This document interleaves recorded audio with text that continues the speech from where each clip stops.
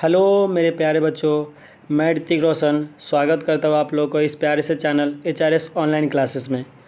आज हम लोगों का नया वीडियो लेकर आया हूँ आपके सामने, जो कि हिंदी का क्रैश कोर्स 2023 एग्जामिनेशन के लिए। यह आपके लिए चैप्टर 2 होने वाली है, जो कि बहुत ही इम्पोर्टेंट हो जाएगा आपके एग्जामिनेशन के दृष्टिकोण से। जिस चैप्टर का नाम है उसने कहा था। इस चैप्टर से रिलेटेड जितना भी इम्पोर्टेंट से इम्पोर्टेंट मोस्ट VVI जितना भी ऑब्जेक्टिव क्वेश्चन बनता है इस चैप्टर से, वो सभी को मैं आज आपके सामने लेकर आया हूं। और इस सभी चैप्टर को आप लोग को जितना भी VVI बता रहा हूं, टोटल को एकदम आप याद कर लीजिए, एकदम समझ कर याद कीजिएगा। ये रट्टा नहीं मारना है, समझ कर पढ़ना है, जिसकी वजह से आपको तकलीफ़ ना हो कि एग्ज़ाम में हम क्या देखें। तो आप लोग को इस हिंदी के एग्ज़ाम में 2023 के एग्ज़ाम में एकदम धमाका मचा देना है कि एक भी क्वेश्चन ऑब्जेक्टिव में ना छूटे, जो भी पूछा जाएगा कहानी से रिलेटेड। और अभी आप लोग का गद्य खंड का चैप्टर 2 शुरू हो जाने जा रहा है, जिस चैप्टर का नाम है उसने कहा था, ऋतिक सर के द्वारा। तो चलिए आइए हम लोग चैप्टर का ऑब्जेक्टिव क्वेश्चन पढ़ते हैं। और आप लोगों को पता है कि हर एक चैप्टर का हम सारांश भी देते हैं लास्ट में। तो इस चैप्टर का पूरा सारांश मतलब समरी आपको बताया जाएगा कि इस चैप्टर में आखिर का पूरा है क्या। कहानी वन शॉट समझाया जाएगा चैप्टर के लास्ट में। जब ऑब्जेक्टिव पूरा बता देंगे तो उसके बाद पूरा इस चैप्टर का समरी बताया जाएगा कि आखिर का पूरा कहानी था क्या। वन शॉट छोटा सा थोड़ा सा समय में पूरा वन शॉट समझाया जाएगा इस चैप्टर के बारे में। तो चलिए समय को ना बिताते हुए हम लोग इस चैप्टर को शुरू करते हैं। ये हम लोग अब पाठ स्टार्ट करते हैं इस चैप्टर में, जिसका नाम है उसने कहा था। उसने कहा था यह चैप्टर को हम लोग आज शुरुआत करने जा रहे हैं ऑब्जेक्टिव। तो चलिए आइए देखते हैं। पहला प्रश्न है, देखिएगा क्या है। उसने कहा था, उससे पहला प्रश्न हमारा बनता है, बुद्धू का कांटा रचना है किसका है? तो इसका आंसर हो जाएगा हमारा चंद्रधर शर्मा गुलेरी का। क्या पूछा गया? बुद्धू का कांटा किसकी रचना है? तो इसका उत्तर हो जाएगा चंद्रधर शर्मा गुलेरी जी का, जो कि 2019 के एग्जामिनेशन में पूछा गया था। अब अगला हमारा प्रश्न आता है कि चंद्रधर शर्मा गुलेरी किस सदी के प्रमुख लेखक थे? ये भी 2019 में क्वेश्चन पूछा गया है आपका। तो देख सकते हैं एक तरह से क्वेश्चन बैंक से भी क्वेश्चन लिया गया है, तो आपके लिए बहुत ही इंपॉर्टेंट होने वाली है। क्वेश्चन ये क्या पूछता है कि चंद्रधर शर्मा गुलेरी किस सदी के प्रमुख लेखक थे? यह क्वेश्चन जो है ना कि आपके लिए बहुत ही इंपॉर्टेंट हो जाएगा। क्वेश्चन आप लोग याद रखिएगा, मोस्ट VVI होने वाला है।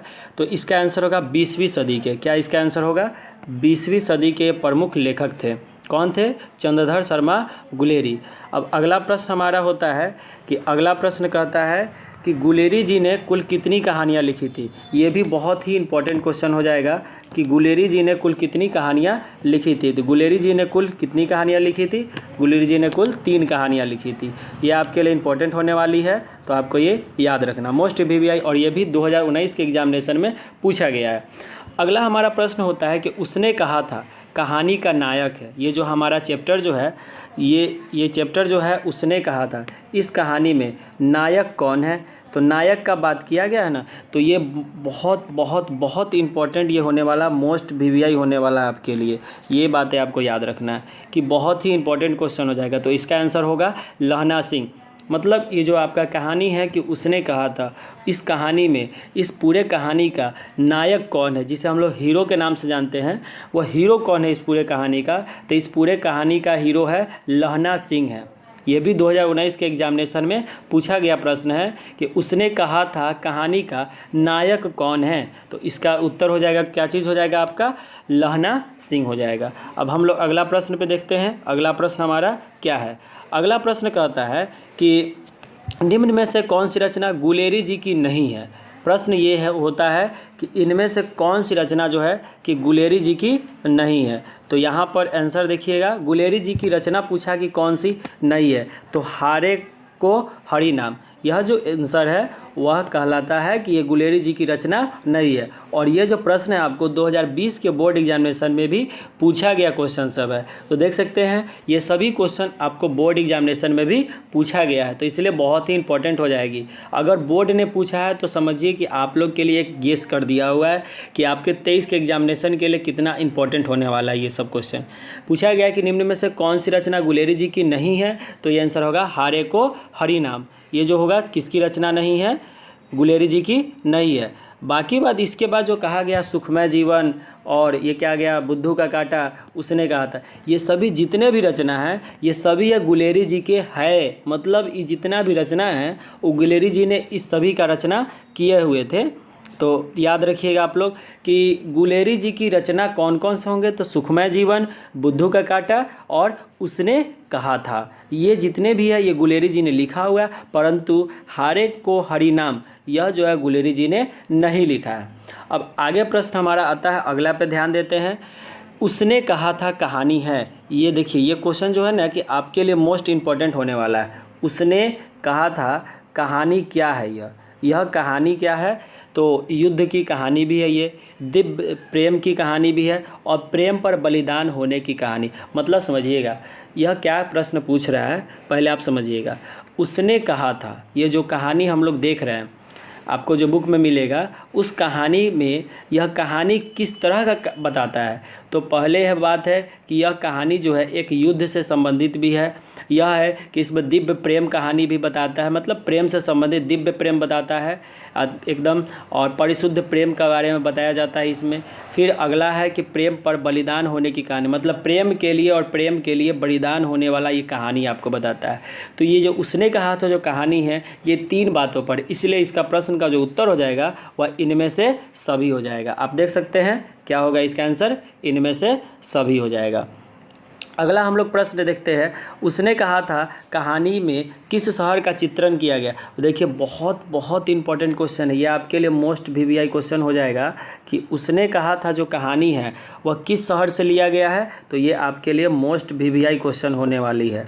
ये बातें आपको याद रखनी होगी कि उसने कहा था कहानी में किस शहर के का चित्रण किया गया, मतलब ये 2019-20 में दोनों में पूछा गया क्वेश्चन है।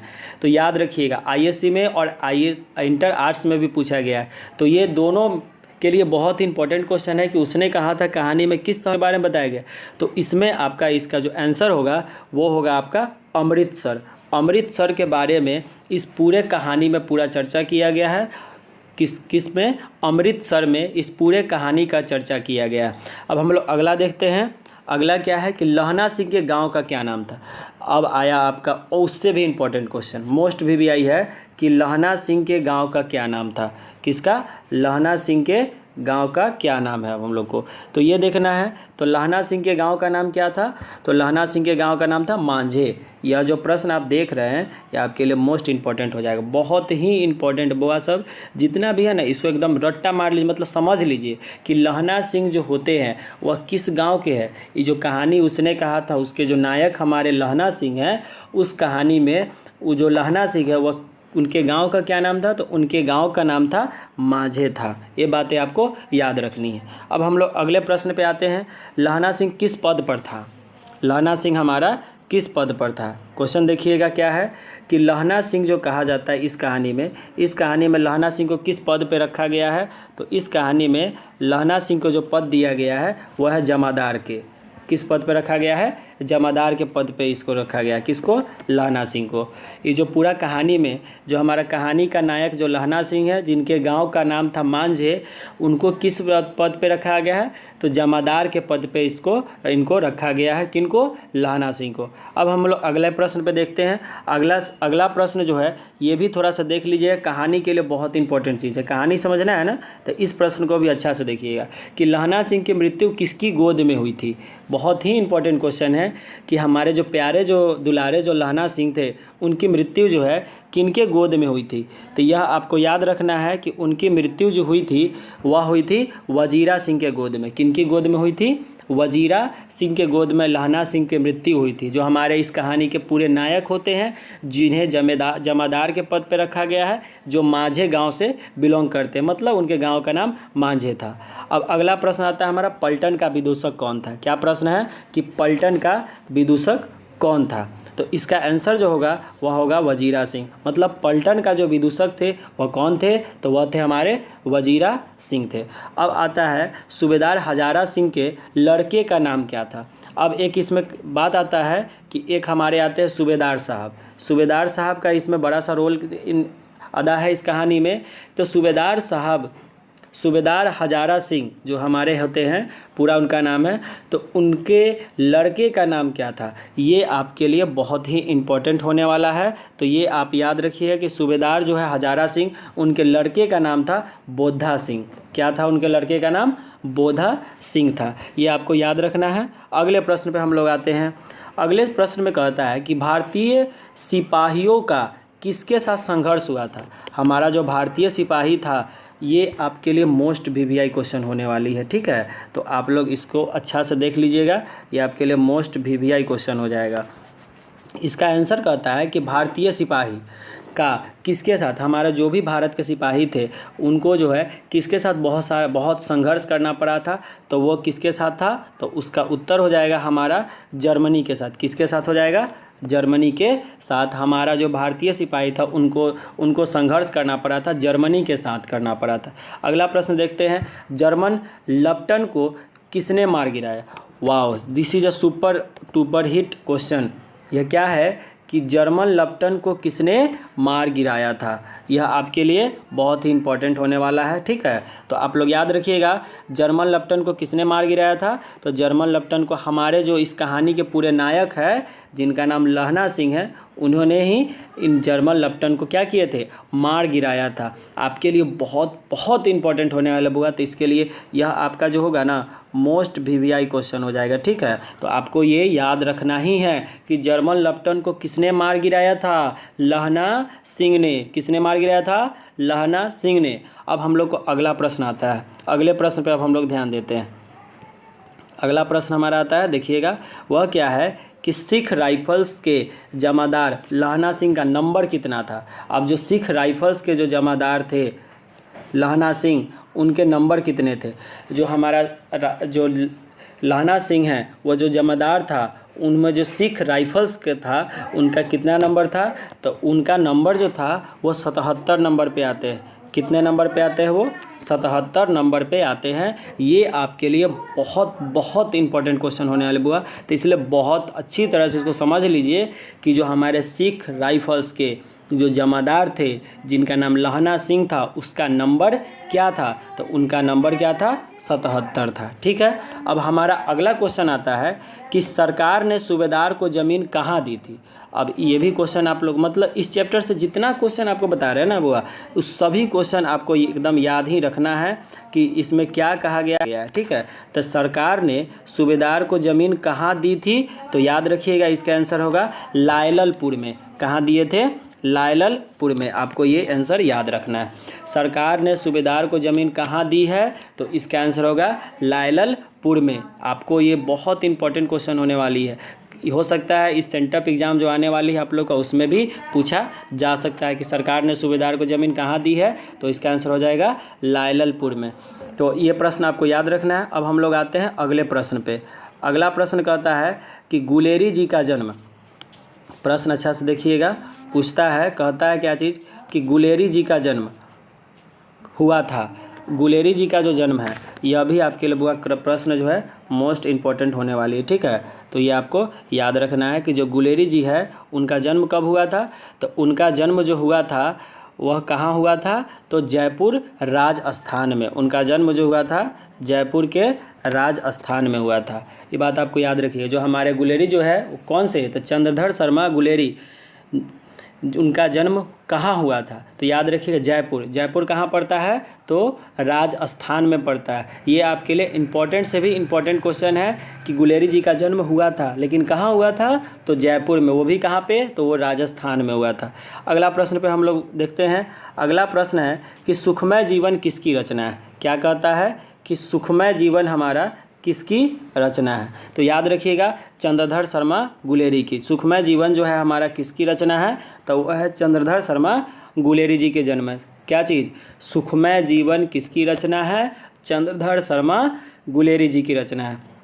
आपको हमने जस्ट अभी थोड़ा देर पहले बताया था कि उसने कहा था किसकी रचना है, चंद्रधर शर्मा गुलेरी। सुखमय जीवन किसकी रचना है, चंद्रधर शर्मा गुलेरी जी की है। लेकिन हारे का हरिनाम किसका रचना है, तो ये चंद्रधर शर्मा गुलेरी जी की नहीं है। तो ये बातें आपको याद रखनी होगी, ठीक है। अब हम लोग अगले प्रश्न पर देखते हैं।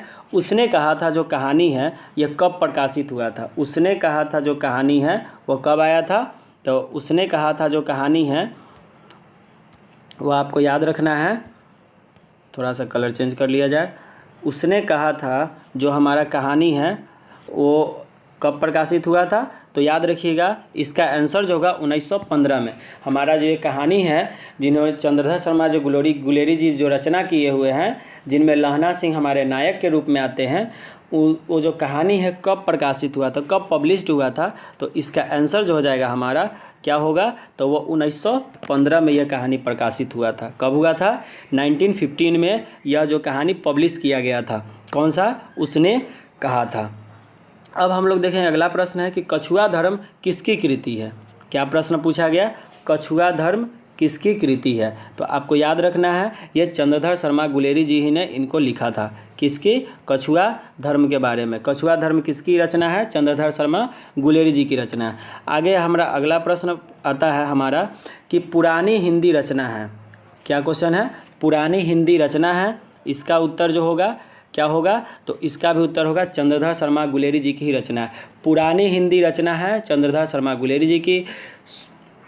आपको ये याद रखना है। इसका आंसर हो जाएगा क्या चीज़? चंद्रधर शर्मा गुलेरी। अब हम लोग का अगला प्रश्न है ये कौन सा निबंध गुलेरी जी रचित नहीं है। तो इसका जो आंसर होगा मजदूरी और प्रेम जो है गुलेरी जी ने नहीं लिखा है। लेकिन पुरानी हिंदी, मोरसी मोही कुठाओ या देवानो प्रिय, ये सब जो भी रचना है ये सब चंद्रधर शर्मा गुलेरी जी की है। मतलब इनमें से पूछा जाएगा कभी कि गुलेरी जी की कौन कौन सी रचना है, तो देवानो प्रिय, पुरानी हिंदी, मोरसी मोही कुठाओ, ये सब जितने हैं गुलेरी जी ने लिखा है। लेकिन मजदूरी और प्रेम चंद्रधर शर्मा गुलेरी जी के निबंध नहीं है। ये बातें आपको याद रखना है।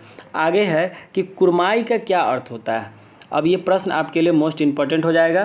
क्वेश्चन क्या है हमारा कि कुरमाई का क्या अर्थ होता है। क्वेश्चन बहुत बहुत बहुत इम्पोर्टेंट है बुआ। कुरमाई का क्या अर्थ होता है, ये आपका ऑब्जेक्टिव के लिए बहुत ही इम्पोर्टेंट होने वाला है। ठीक है, तो आपको ये बात आप याद रखने हैं कि कुरमाई का मतलब होता है मंगनी होना। मतलब जिसे कैसे होता है कि हमारे समाज में कि मंगनी किया जाता है, उसी तरह से ये क्या कहलाता है? कुरमाई मतलब क्या होता है? मंगनी करना होता है। मतलब शादी ब्याह में नहीं होता है कि मंगनी किया जाता है, उसी तरह से वो एक तरह से मान सकते हैं आपको। ठीक है इसको। अब अगला है कि बोद्धा कौन था। तो अभी जस्ट आपको बताए थे।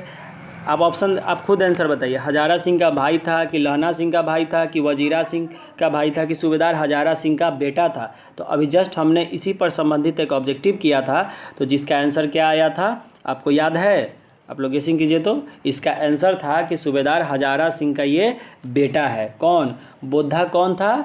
तो बोद्धा सिंह सूबेदार हजारा सिंह का बेटा है। याद रहेगा ये। चलिए हम नेक्स्ट प्रश्न पे देखते हैं। चंद्रधर शर्मा गुलेरी की कहानी कौन सी है इसमें से जो हम देख रहे हैं अभी जो कहानी पढ़ रहे हैं, अभी आप लोग कौन सा कहानी पढ़ रहे हैं? उसने कहा था, जिसका हम लोग अभी मोस्ट इंपॉर्टेंट ऑब्जेक्टिव क्वेश्चन देख रहे हैं। तो इसमें क्या है कि चंद्रधर शर्मा गुलेरी की कहानी देखिए। जूठन ये तो अभी पढ़ नहीं रहे, रोज पढ़ नहीं रहे, तिरिच ये भी हम लोग नहीं पढ़ रहे। हम लोग क्या पढ़ रहे? उसने कहा था। तो उसने कहा था क्या हो जाएगा? चंद्रधर शर्मा गुलेरी जी की कहानी इसमें है। अब हम लोग अगले प्रश्न पे आते हैं। अगला प्रश्न है कि कौन सी कहानी चंद्रधर शर्मा गुलेरी की लिखी हुई नहीं है। ये क्वेश्चन थोड़ा सा देखिएगा। इसमें पूछा गया है कि गुलेरी जी की रचना नहीं है, ये पूछा गया है। तो आपको ये बात याद रखना है कि इसमें गुलेरी जी की रचना नहीं है, वो पूछा गया है। तो गुलेरी जी की रचना इसमें कौन सी नहीं है? तो कफन जो है वो गुलेरी जी ने नहीं लिखा। बाकी बात सुखमय जीवन, बुद्धू का कांटा उसने कहा था। ये सभी अभी जस्ट हमने थोड़ा देर पहले ये बताया था कि ये सब जो है चंद्रधर शर्मा गुलेरी जी ने लिखा हुआ है। परंतु ये जो कफन है अभी तक इसका नाम नहीं सुने हुए थे, इसलिए चंद्रधर शर्मा गुलेरी जी ने इनको नहीं लिखा हुआ है। ठीक है, तो ये बातें आपको याद रखनी है। अगला हम लोग प्रश्न देखते हैं। अगला प्रश्न पे आते हैं। वो कहा गया है कि गुलेरी जी किस गांव के मूल निवासी थे। अब हमारा राइटर के बारे में प्रश्न सब पूछता है, और ये प्रश्न आपके लिए याद रखिएगा मोस्ट इम्पॉर्टेंट के साथ साथ ये बहुत VVI क्वेश्चन होने वाला है। मतलब ये most VVI question, most very important question हो जाएगा बोर्ड के एग्जामिनेशन के लिए कि गुलेरी जी किस गांव के मूल निवासी थे। तो गुलेरी जी जो हमारे हैं वो किस गांव के मूल निवासी थे? तो इनका नाम गुलेरी पड़ा हुआ है ना, वो किस गांव, इनके गांव के नाम से ही पड़ा हुआ है, जो कि क्या है? गुलेर नाम है। इनके गांव का नाम क्या था? गुलेर, जिसके वजह से इनका नाम गुलेरी जी पड़ा हुआ है। ठीक है, अब हम लोग अगले प्रश्न पे देखते हैं। अगला प्रश्न है कि उसने कहा था कहानी के कहानीकार कौन है? तो अभी हम लोग क्या पढ़ रहे हैं, इस चैप्टर के लेखक का नाम पूछा जा रहा है। तो लेखक कौन होंगे? उसने कहा था कहानी के कहानीकार कौन है? भौकाल रूप से बच्चे लोग आप बताइए कि इसके आंसर क्या होगा, क्या होगा, कमेंट कीजिए जल्दी से। तो हमने बता देते हैं कि इसका जो आंसर होगा वो क्या होगा? चंद्रधर शर्मा गुलेरी जी होंगे। उसने कहा था इस कहानी के जो भी कहानीकार है, मतलब राइटर है, वो कौन है? हमारा चंद्रधर शर्मा गुलेरी जी है। आगे हम लोग अगला प्रश्न पे देखते हैं, प्रश्न नंबर 29 पे।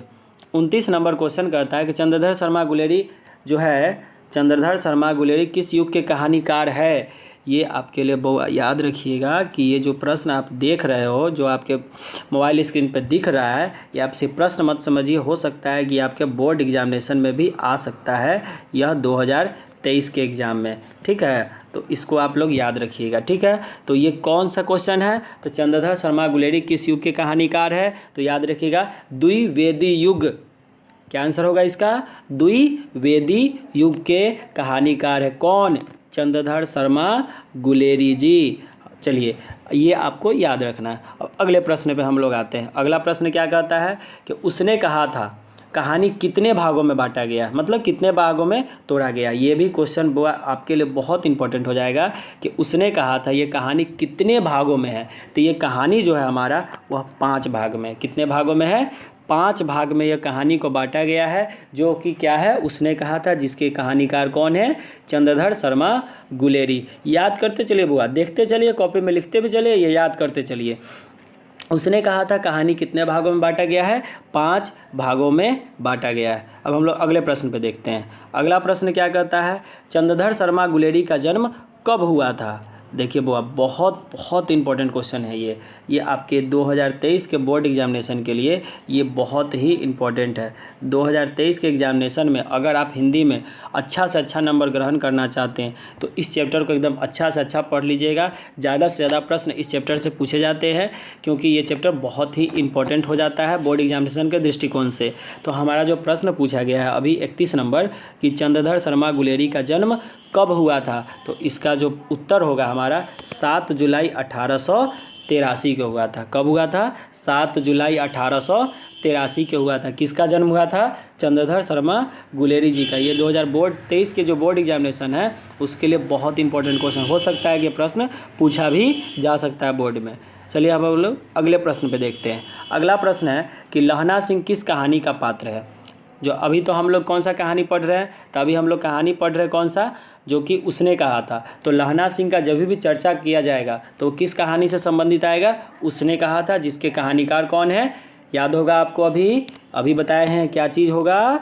चंद्रधर शर्मा गुलेरी जी। याद रहेगा ये बात? चलिए, बहुत अच्छा, आप लोग बहुत मेहनती हैं। इसका आंसर क्या होगा? लहना सिंह किस कहानी का पात्र है? उसने कहा था। अगला प्रश्न है कि उसने कहा था किस प्रकार की कहानी है? तो ये जो उसने कहा था, ये जो ज़्यादातर क्या होता है, कर्म के बारे में बताया गया है। इसमें ज़्यादातर ये कहानी में कर्म के बारे में कहा गया कि कर्म करो। तो इसलिए ज़्यादा जो फेमस है कहानी, ये कर्म प्रधान के लिए फेमस है। किसके लिए? प्रधान के लिए कहानी फेमस है। और ये आपको याद रखना है कि मोस्ट VVI क्वेश्चन ये है। ठीक है, मोस्ट VVI क्वेश्चन है, मतलब जितने क्वेश्चन दिए उसमें से भी आपको इंपॉर्टेंट क्वेश्चन बता रहे हैं कि मोस्ट VVI जो बता रहे हैं ना, ये समझ जाइए कि आपको 2023 के बोर्ड एग्जामिनेशन के लिए बहुत बहुत इंपॉर्टेंट है। और आप लोग इस तरह से पढ़िए कि आप लोग का सफलता देखकर लोगों का मुंह बंद हो जाए, कि हाँ, कोई कह ना सके कि हाँ हमने मेहनत इतना किया लेकिन हमें अच्छा सफलता नहीं मिल पाया। तो सभी के मुंह पर तमाचा मारना है कि हाँ, हम भी मेहनती है, हम भी मेहनत कर सकते हैं और हम भी कुछ बन सकते हैं। तो आप लोग को इसी मेहनत के साथ चलिए हम लोग आगे बढ़ाते हैं इस ऑब्जेक्टिव के लेक्चर को। तो देखिए, क्वेश्चन आपको याद है कि उसने कहा था किस प्रकार की कहानी है? तो ये ज़्यादातर कर्म के ऊपर है। कर्म कीजिए तो फल तो जरूर मिलेगा। किसने कहा था? कृष्ण जी ने कहा था। ये बातें आपको याद रखनी है। आगे हमारा प्रश्न आता है, पुरानी हिंदी रचना किसकी है? तो इसका आंसर आप लोग को याद रखना है, चंद्रधर शर्मा गुलेरी जी की है। पुरानी हिंदी जो रचना है वो किसकी है? तो इसका आंसर हो जाएगा चंद्रधर शर्मा गुलेरी की होगी। अगला प्रश्न देखते हैं, कीरत सिंह कौन था?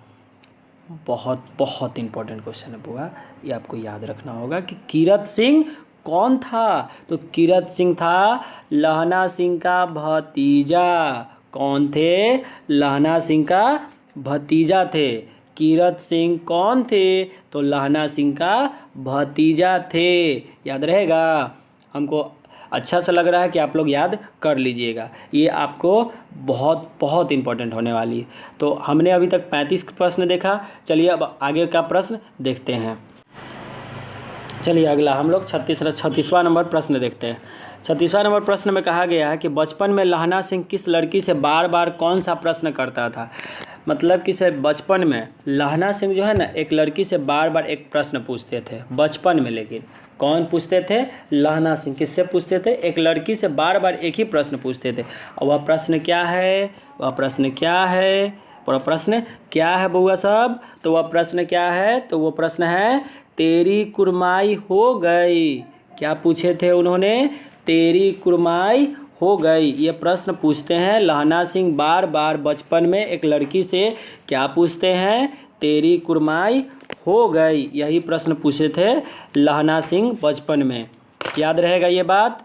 याद रहना ही चाहिए, ये बात आपको याद रखना होगा कि बचपन में लहना सिंह एक लड़की से बार बार एक प्रश्न पूछते थे। वह प्रश्न क्या था? वह प्रश्न था तेरी कुरमाई हो गई। एकर मतलब कथी हो खाली बुआ सब? एकर मतलब होता है क्या तुम्हारी मंगनी हो गई हुई है। यही पूछते हैं बार बार बचपन में लहना सिंह। याद रहेगा? हमको तब लगता है कि आप लोग को याद हो जाएगा ही हो जाएगा। अगला प्रश्न पे हम लोग आते हैं इसी तरह से पढ़ते हुए। लेफ्टिनेंट साहब सूबेदार को कितने आदमी खंदक में छोड़कर जाने को कहता है। मतलब जो जर्मन लेफ्टिनेंट साहब जो सूबेदार को कितने आदमी को खंदक में छोड़कर जाने को कहता है। तो आपको याद रहेगा 10। कितने? 10। आपको ये याद रखना, जिस तरह से 10 रुपया याद है ना, कभी भी जाइए 10 रुपया 10 रुपया 10 रुपया, वैसे ही 10 आदमी 10 आदमी 10 आदमी, मतलब इतने आदमी को खंदक में छोड़कर जाने के लिए लेफ्टिनेंट ने कह दिया था। अब अगला प्रश्न हमारा आता है कि अमृतसर में लहना सिंह के कौन थे। अमृतसर में, ये देखिए बुआ सब, ये जो क्वेश्चन है ना आप देख रहे हो, ये बहुत बहुत इंपॉर्टेंट होने वाली है। तो ये आपको आंसर याद रखना, हो सकता है 2023 के बोर्ड एग्जामिनेशन में पूछा भी जा सकता है। प्रश्न ये है कि अमृतसर में लहना सिंह के कौन रहते थे। इस पूरे कहानी में अमृतसर शहर का चर्चा किया गया है और संबंधित किससे है? लहना सिंह से। तो लहना सिंह के कौन से ऐसे संबंधी है कि जो कि अमृतसर में रहते थे। तो अमृतसर में लहना सिंह के कौन रहते थे याद है? तो याद रखने के लिए बहुत ज़रूरी है कि मामा रहते थे। कौन रहते थे? मामा रहते थे। अमृतसर में लहना सिंह के कौन रहते थे? उनके मामा जी रहते थे। अगले प्रश्न पे आते हैं 39 नंबर प्रश्न पे। कहता क्या है अगला प्रश्न कि लहना सिंह सूबेदार को वापस बुलाने के लिए किसे भेजता है। आपको ये बात याद रखना होगा कि लहना सिंह जो है सूबेदार को, किसको? सूबेदार को वापस बुलाने के लिए किसे भेजता है? तो वजीरा सिंह को। किसे भेजता है? वजीरा सिंह को। आपको याद रहेगा ना बुआ? ठीक। अगला प्रश्न पे हम लोग देखते हैं। सूबेदारनी ने अपने, प्रश्न हमारा है कि सूबेदारनी ने अपने पति एवं पुत्र की रक्षा किससे कहा। रक्षा करने के लिए किससे कहते हैं। तो ये बहुत बड़ा सा इंटरेस्टिंग क्वेश्चन है कि जो हमारा सूबेदारनी है, कौन है? सूबेदारनी ने अपने पति एवं पुत्र की रक्षा करने के लिए किससे कहा था। तो कहा था किससे? याद होगा बुआ? नायक कौन? कौन नायक है इस चैप्टर के? लहना सिंह। तो जाहिर सी बात है बुआ सब, एक लहने सिंह के कहले होगा कथी कि सूबेदारनी कहले होते कि अपन पति और पुत्र के रक्षा कर हमर। तो यही चलते इस पूरे कहानी के तो नायक वही है, तो उन्हीं को ना कहा जाएगा। तो हीरो है तो हीरो को ना कहा जाएगा। तो लहना सिंह इस पूरे कहानी के हीरो थे, इसलिए सूबेदारनी ने अपने पति एवं पुत्र की रक्षा करने के लिए किसे कहा था? तो लहना सिंह से कहा था। याद रहेगा ये। अगला प्रश्न देखते हैं हम लोग 41 नंबर। लहना सिंह का सिर अपनी गोद में लेकर कौन बैठा था। ये बहुत बहुत इंपॉर्टेंट क्वेश्चन होने वाले हैं। ठीक है, आपको ये याद रखना होगा कि लहना सिंह का जो सिर है अपने गोद में रखकर कौन बैठा था। आपको याद होना चाहिए। इसका आंसर होगा आपका वजीरा सिंह। वजीरा सिंह जो है लहना सिंह का सिर अपने गोद में लेकर बैठा हुआ था। याद रहेगा, ये आपको याद रखना ही होगा। ठीक है, अगला प्रश्न पे एंड लास्ट प्रश्न है हमारा, लहना सिंह के मामा कहाँ के रहने वाले थे? अभी जस्ट हमने देखा था कहाँ के, अमृतसर के रहने वाले थे। कहाँ के रहने वाले थे? अमृतसर के रहने वाले थे। ठीक है बुआ साहब, तो यहाँ तक आपका जितना भी मोस्ट VVI जो भी क्वेश्चन बनते हैं वो सभी आपको यहाँ तक हमने आज करा दिया। किस चैप्टर के? मोस्ट VVI ये चैप्टर जो है, जो कि 2023 के बोर्ड एग्जामिनेशन के लिए बहुत ही इम्पोर्टेंट होगा, वह इस चैप्टर में करा दिया गया है। ठीक है, अगर कोई भी आप लोगों को दिक्कत होता है तो आप लोग हमसे संपर्क कर सकते हो। हमारा व्हाट्सअप नंबर जो है कि है दिख रहा होगा, देखिए लिख दे रहे हैं, ये व्हाट्सअप नंबर है हमारा, आप कॉल करके भी इससे आप संपर्क कर सकते हो। और ये तो था आपका किसके लिए? हिंदी के लिए। ये आपका व्हाट्सअप नंबर है 6209571925, ये हमारा व्हाट्सअप नंबर है। कॉल भी करके आप बात कर सकते हो। कॉलिंग का टाइम है शाम के 6 बजे के बाद और 9 बजे से पहले रात को। इतना टाइम में आप कॉल करके कोई भी डाउट है तो पूछ सकते हैं आप इस पे। ठीक है, ऑनलाइन पे आप लोग पूछ सकते हो किसी भी तरह का, व्हाट्सएप पे चाहे कॉल करके। तो ये आपके लिए हिंदी का आज चैप्टर 2 का जो पूरा ऑब्जेक्टिव है पूरा समाप्त हो गया। अब हम लोग अगले चैप्टर का ऑब्जेक्टिव लाएंगे, जो कि चैप्टर का नाम होगा आपका, बहुत ही इंपॉर्टेंट है, संपूर्ण क्रांति। ये भी चैप्टर हम लोग ऑब्जेक्टिव करेंगे, लेकिन इससे पहले अभी जो हमने चैप्टर का ऑब्जेक्टिव किया है उसका थोड़ा सा पहले हम लोग क्या देख लेते हैं, उसका हम लोग सारांश देख लेते हैं। थोड़ा सा सारांश क्या है उस सारांश को देख लेते हैं, मतलब इस चैप्टर को पूरे शॉर्ट में कहानी के रूप में हम लोग ये भी देख लेते हैं क्या है। ठीक है, चलिए हम लोग शुरुआत करते हैं इस चैप्टर का समरी। अब समरी कहता है कि बुद्धू का कांटा रचना है हमारा, किसका रचना है? तो ये चंद्रधर शर्मा गुलेरी जी है। मतलब आप समझिएगा, उसने कहा था जो कहानी है उनकी जो रचयिता है वो चंद्रधर शर्मा गुलेरी है, और इसमें बुद्धू का कांटा जो है कि उन्हीं की रचना होती है। चंद्रधर शर्मा गुलेरी जो होते हैं वह जो है 20वीं सदी के लेखक थे। किसवीं सदी के हैं? 20वीं सदी के लेखक है। गुलेरी जी ने कुल जो कहानियाँ लिखी थी वह कुल कहानियाँ इनकी 3 कहानियाँ था। इस कहानी के पूरे नायक जो होते हैं हमारे, जो उसने कहा था उस कहानी के जो नायक है वो लहना सिंह है। और इनमें जो गुलेरी जी की रचना है वह सुखमय जीवन हो जाएगा, बुद्धू का कांटा हो जाएगा, उसने कहा था। और कभी अगर ऑप्शन में ऑब्जेक्टिव में पूछ दे कि हारे का हरिनाम जो कि है चंद्रधर शर्मा गुलेरी जी की रचना है, तो ये आंसर नहीं हो जाएगा। अब उसने कहा था ये जो कहानी है ये पूरा किस पे डिपेंड है? तो ये युद्ध की कहानी है एक, या दिव्य प्रेम की कहानी भी है, ये प्रेम पर बलिदान होने की भी कहानी है। इसलिए मतलब कि से ये सभी बेस पे ये कहानी है। अगला हमारा प्रश्न है, उसने कहा था कहानी में किस शहर का चित्रण है? तो मतलब इस कहानी में पूरे तरह से अमृतसर का चित्रण है। लहना सिंह जो उनके गांव का नाम था माझे था। लहना सिंह जो थे जमींदार के पद पे थे। लहना सिंह की जो मृत्यु जो हुई थी वह वजीरा सिंह के गोद में हुई थी। पलटन का जो विदूषक था वह हमारे वजीरा सिंह थे। फिर हमारा सूबेदार हजारा सिंह था, उनके लड़के का नाम था बोधा सिंह। फिर जो हमारा भारतीय सिपाही का जो संघर्ष हुआ था वह जर्मनी के साथ हुआ था, और उसके बाद जो जर्मन लेफ्टिनेंट को जो है ना वह लहना सिंह ने मार गिराया था। फिर सिख राइफल्स के जो जमादार थे लहना सिंह, उनका नंबर जो था वो 77 नंबर था, याद रखिए। फिर सरकार ने सूबेदार को ज़मीन कहाँ दी थी? तो याद रखिए ये लायलपुर में दिया था।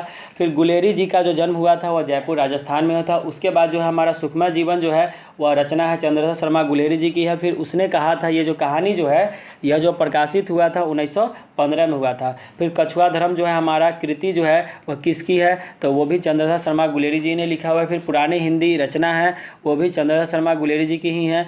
जो गुलेरी जी की रचित एक यहाँ पर निबंध है वो देवन प्रिय है, और हमारा पुरानी हिंदी है, और मोरसी मोही कुठाओ, ये सब जो भी है ये सब गुलेरी जी ने रचना की हुई है। परंतु यहाँ पे मजदूरी और प्रेम जो है यह गुलेरी जी की रचना नहीं है। अगला है कि कुरमाई का मतलब होता है मंगनी, और बोधा सिंह जो है हजारा सिंह का कौन था? तो हजारा सिंह का अगर आपसे प्रश्न पूछा जाता है तो वह बेटा थे। फिर चंद्रधर शर्मा गुलेरी का कहानी कौन सी चीज़ है? तो वह क्या है? उसने कहा था। चंद्रधर शर्मा गुलेरी जो है वो कहानी कौन सी इसमें थी? तो उसने कहा था। कौन सी कहानी जो चंद्रधर शर्मा गुलेरी जी की लिखी हुई नहीं है? तो कफन जो होता है चंद्रधर शर्मा गुलेरी जी ने नहीं लिखा, परंतु सुखमय जीवन, बुद्धू का कांटा उसने कहा था। ये सभी कहानी जो है चंद्रधर शर्मा गुलेरी जी ने लिखा हुआ है। अब हम लोग का है कि गुलेरी जी जो है जो गुलेर गांव के मूल निवासी रहते थे, उसने कहा था जो कहानी के पूरे कहानीकार जो है हमारे चंद्रधर शर्मा गुलेरी जी है। चंद्रधर शर्मा गुलेरी जो है द्विवेदी युग के कवि होते थे। उसने कहा था जो कहानी जो है वो कितने भागों में है? तो हम लोग कह सकते हैं ये 5 भागों में कहानी बांटा गया है। गुलेरी जी का जो जन्म हुआ था वो 7 जुलाई 1883 में हुआ था। फिर लहना सिंह की जो कहानी के पात्र है वो उसने कहा था, इस कहानी के एक प्रमुख पात्र हो जाते हैं, नायक भी कहलाते हैं। उसने कहा था जो कहानी है ये कर्म के ऊपर पूरा ऐसा निर्भर है। तो आप लोग याद रखिएगा, उसने कहा था जो कहानी है पूरा कर्म के ऊपर है, कर्म कीजिएगा तो फल तो ज़रूर मिलेगा, यही कहानी के ऊपर। इसलिए यह कहानी जो पूरा कर्म प्रधान पर निर्भर करता है। पुरानी हिंदी जो है वो भी चंद्रधर शर्मा गुलेरी जी ने ही लिखा हुआ है। कीरत सिंह जो थे, कीरत सिंह लहना सिंह के भतीजा थे। लहना सिंह के भतीजा का नाम था कीरत सिंह, ये बात आपको याद रखना है। फिर बचपन में लहना सिंह जो है एक लड़की से बार बार एक प्रश्न पूछते थे। वह प्रश्न क्या था? तो वह प्रश्न था तेरी कुरमाई हो गई है क्या? जिसका मतलब क्या होता है कि लहना सिंह जो है बचपन में हमेशा बार बार जब भी मिलते थे उस लड़की से बार बार एक ही प्रश्न पूछते थे कि आपका जो है मंगनी हो गया है क्या? यही पूछा करते थे लहना सिंह उस लड़की से बार बार। याद रहता ना बुआ सब? हाँ, ये तो बात जल्दी पकड़ेगा सब। अगला देखो, अगला क्या कहता है कि हमारा लपटन सिंह साहब सूबेदार को जो है 10 आदमी को खंदक में छोड़कर जाने के लिए कह देते हैं। फिर अमृतसर में जो लहना सिंह के मामा जी रहते हैं, अमृतसर में लहना सिंह के मामा जी रहते हैं। फिर लहना सिंह सूबेदार को वापस बुलाने के लिए वजीरा सिंह को भेजते हैं। मतलब लहना सिंह जो होते हैं ना, सूबेदार को वापस बुलाने के लिए किसे भेजते हैं? वजीरा सिंह को भेजते हैं। फिर सूबेदारनी ने अपने पति एवं पुत्र की रक्षा लहना सिंह से करवाया था, लहना सिंह को कहा था करने के लिए। फिर जो लहना सिंह का जो सिर है अपनी गोद में लेकर वजीरा सिंह बैठा था। फिर जो लहना सिंह के मामा कहाँ रहते थे? तो लहना सिंह के मामा जो रहते हैं वो कहाँ रहते हैं? लहना सिंह के मामा, वो लहना सिंह के जो मामा रहते हैं वह अमृतसर में रहते हैं। कहाँ रहते हैं? अमृतसर में। तो यहाँ तक बुआ आप लोग का जो क्या बोलते हैं इसे समरी जो होता है यह समाप्त हो गया। समरी जो है आपका यह चैप्टर का समाप्त हो गया, पूरा समरी। अब हम लोग अगला चैप्टर पढ़ेंगे जिसका नाम है संपूर्ण क्रांति। और जल्द ही आप लोगों का केमिस्ट्री का भी क्रैश कोर्स स्टार्ट होने वाले, ऑब्जेक्टिव का। अभी हम लोग पहले ऑब्जेक्टिव पे फोकस करेंगे, उसके बाद हम लोग आएंगे मार्क्स 2 और मार्क्स 5 पे। तो पहले ऑब्जेक्टिव क्लियर करा देते हैं। तो आप लोग इतना चीज़ ध्यान रखिएगा। अभी के लिए चलते हैं। और हाँ, आप लोग मेहनत ऐसा कीजिए कि किसी को कुछ कहने को मौका ही नहीं दीजिए। मेहनत इतना जम के कीजिए ना कि दूसरे को मौका ही नहीं दीजिए कुछ कहने के लिए आपको।